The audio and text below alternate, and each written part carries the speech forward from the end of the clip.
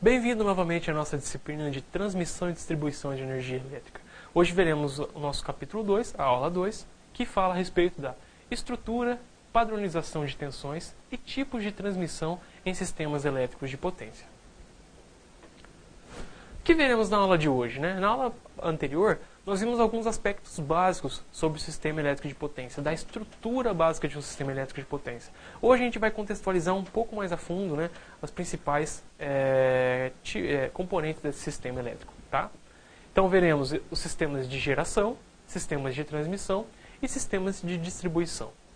Além disso, veremos também a questão das tensões de transmissão, além disso também uma padronização que se existe para essas tensões de transmissão.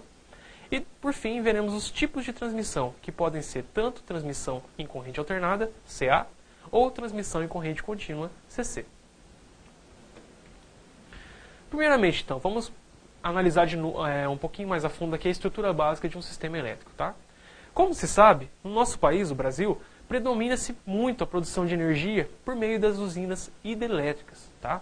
Então, na figura 1 que você pode observar no seu slide aí, você está vendo um sistema de energia elétrica, um CEP de energia elétrica, que é constituído basicamente da barragem, de uma barragem, logo depois a saída ali do gerador, a subestação elevadora, linha de transmissão, nesse caso a torre da linha, e também a subestação abaixadora, assim como a linha de distribuição e o ramal de ligação da residência. Vamos analisar cada uma dessas partes particulares. Então, inicialmente aqui, o momento de geração, nós temos inicialmente usinas de geração que geram uma dada quantidade de energia elétrica, tá? Geralmente um nível de média tensão, que nesse caso é em torno de 13,8 kV, com altas potências, em megawatts, e também altas correntes. Então, como exemplo aqui de uma usina de geração, nós temos a usina hidrelétrica de Itaipu, no Paraná. Nesse caso, essa usina ela apresenta hoje 20 geradores, e cada um desses geradores operando com uma potência de 700 megawatts. Juntos, eles totalizam 14 gigawatts de energia de geração. E, além disso, geram em uma tensão de 18 kV. Agora, vamos ver agora a respeito sobre a subestação elevadora. Ou seja, uma vez que a energia então foi gerada pelo nosso sistema de geração, nesse caso a usina de geração, essa energia deve ser conduzida para a subestação elevadora, que a principal característica dela é fazer a elevação de tensão que foi produzida. Tá? Geralmente é uma subestação construída bem próxima à usina de geração e, igual comentei com você, ocorre uma elevação da tensão nessa subestação de elevação. Tá? Como exemplo ali de uma subestação elevadora, nós temos a subestação de Furnas, também localizada no Paraná, próximo à usina hidrelétrica de Itaipu. A energia é conduzida pelas linhas de transmissão a longas distâncias, possibilitando menos perdas e, além disso, valores mais baixos de corrente. Agora vejamos ali sobre a subestação abaixadora. Tá? Como a gente viu anteriormente, com o auxílio das torres de transmissão, que transportam energia elétrica, essa energia elétrica chega até as subestações abaixadoras. Tá? E com isso, então, essas subestações elas são dotadas de transformadores que fazem um abaixamento da tensão. Tá? E uma tensão a nível de distribuição. Pode ser próximo do nível de média tensão. E uma vez que essa tensão foi abaixada, nesse caso, então, essa energia elétrica é conduzida para as subestações de distribuição. Então, como exemplo de uma subestação abaixadora de energia elétrica, nós temos a subestação de Nova Serrana, em Minas Gerais. E por fim aqui, vamos ver a respeito da linha de distribuição e também ramal de ligação da residência. Tá? Nós temos aqui, uma vez que então a energia elétrica chega até as subestações de distribuição, essa energia elétrica é distribuída para os postes das concessionárias, que possuem trafos que convertem a energia elétrica em uma tensão de consumo para as residências, para as indústrias, para os comércios, tá? Sendo essa tensão aí em torno de 127 volts e 220 volts. Tá? Então perceba, vou fazer um resumão aqui de tudo que a gente viu aqui desses principais partes, né, do nosso sistema elétrico de potência. Nós temos a usina de geração, que gera uma tensão, né, uma tensão relativamente baixa, né, 13,8 kV. Tá?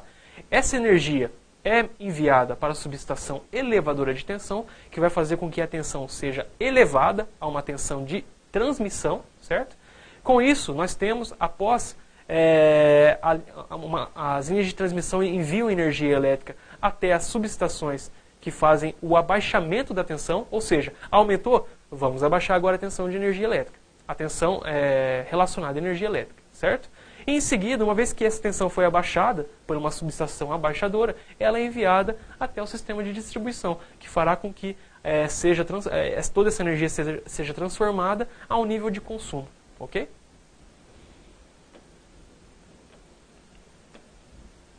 Bom, como nós vimos então, o nosso sistema elétrico de potência, o CEP, ele possui os sistemas de geração, transmissão e distribuição. Na figura 6, que você pode observar no seu slide, nós temos um diagrama unifilar de um sistema elétrico de potência, né? Onde a gente pode perceber ali o sistema de geração, né? constituído por aquela simbologia, ok? Logo depois também nós temos ali os sistemas de transmissão, né? Caracterizado pelas nossas linhas de transmissão. E por fim, o sistema de distribuição, que engloba a subtransmissão, a distribuição primária e a distribuição secundária.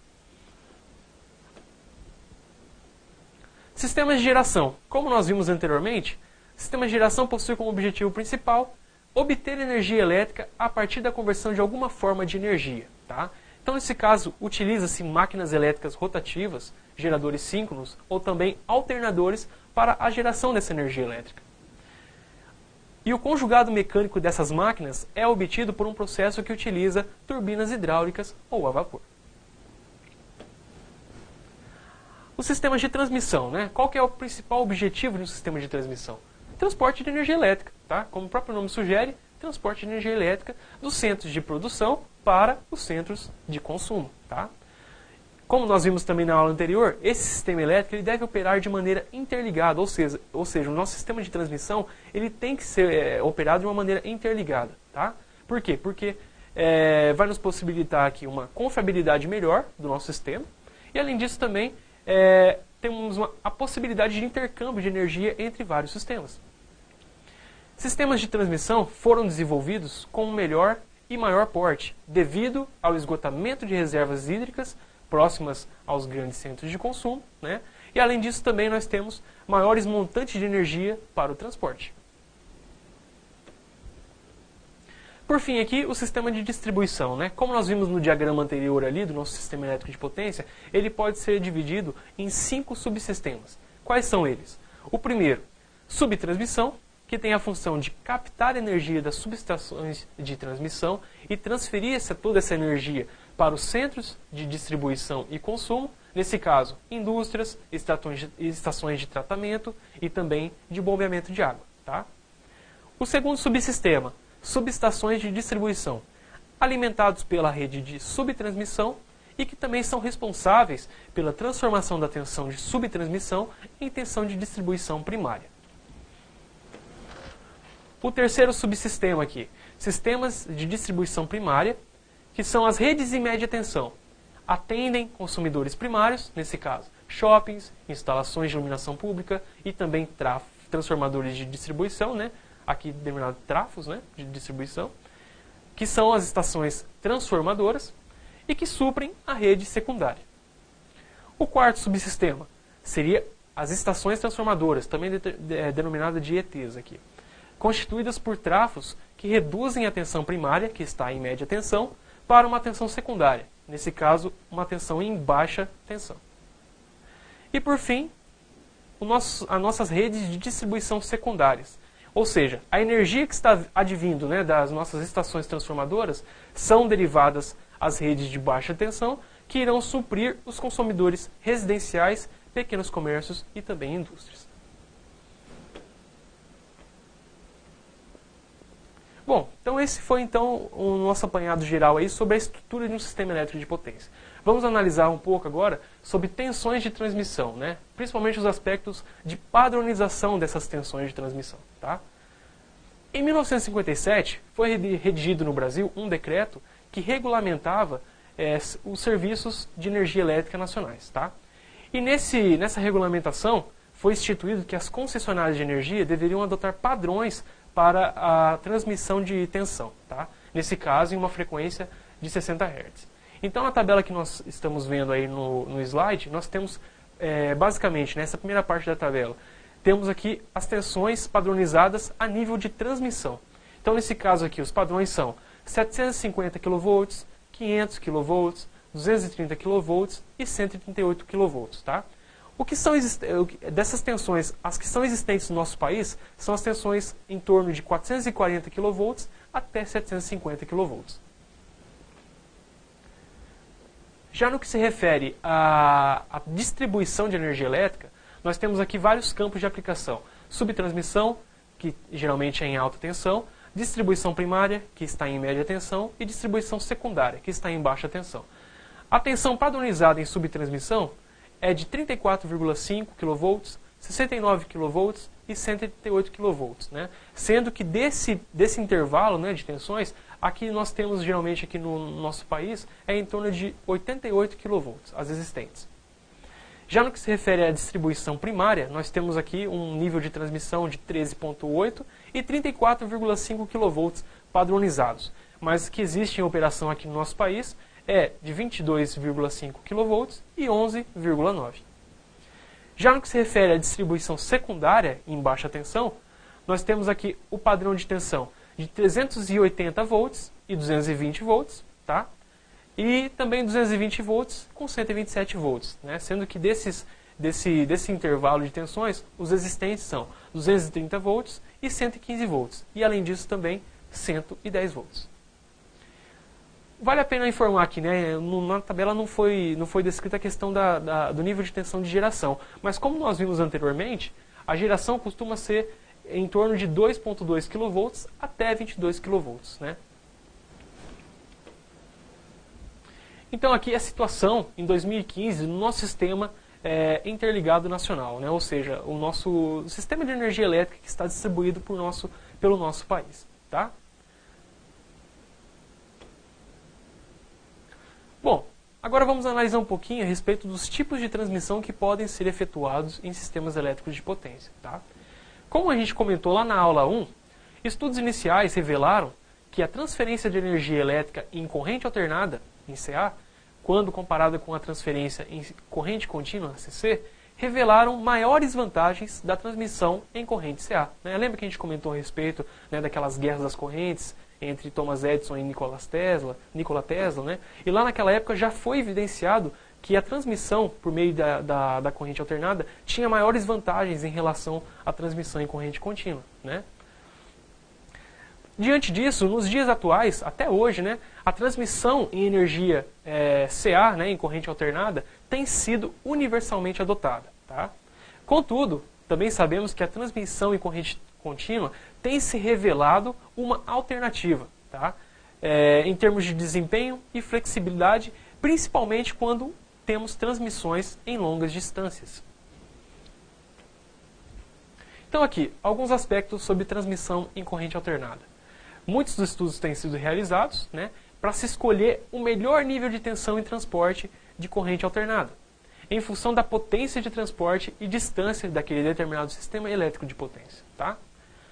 Existem também vários outros aspectos utilizados para a escolha de um nível de tensão. Nesse caso, particularidade dos sistemas elétricos aos quais será interligada a nova linha de transmissão, ou seja, as características daqueles sistemas elétricos, tá? O grau de interconexões em torno daquela nova linha que será implantada, requisitos de operação em condições normais ou emergentes, e também um aspecto de confiabilidade, referente à disponibilidade e segurança daquele determinado sistema que será implantado em corrente alternada.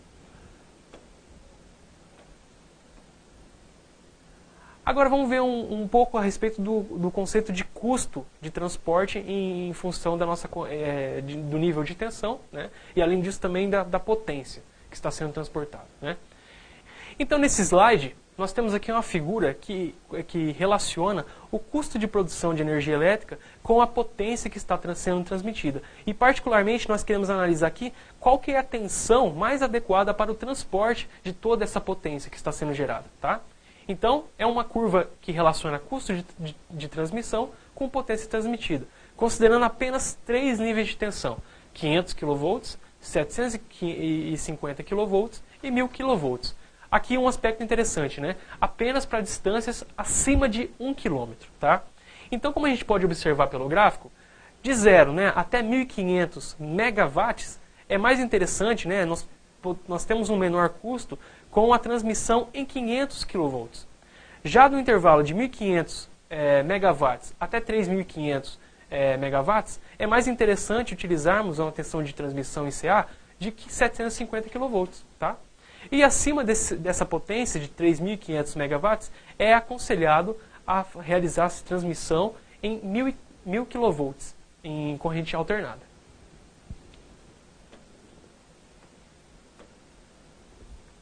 Bom, contudo, nós temos alguns problemas encontrados aqui no planejamento de sistemas de transmissão em CA, principalmente relacionados ao quê? Compensação de reativos, indutivos e capacitivos, que são encontrados nas nossas linhas de transmissão. A estabilidade do sistema também pode ser um problema a ser encontrado.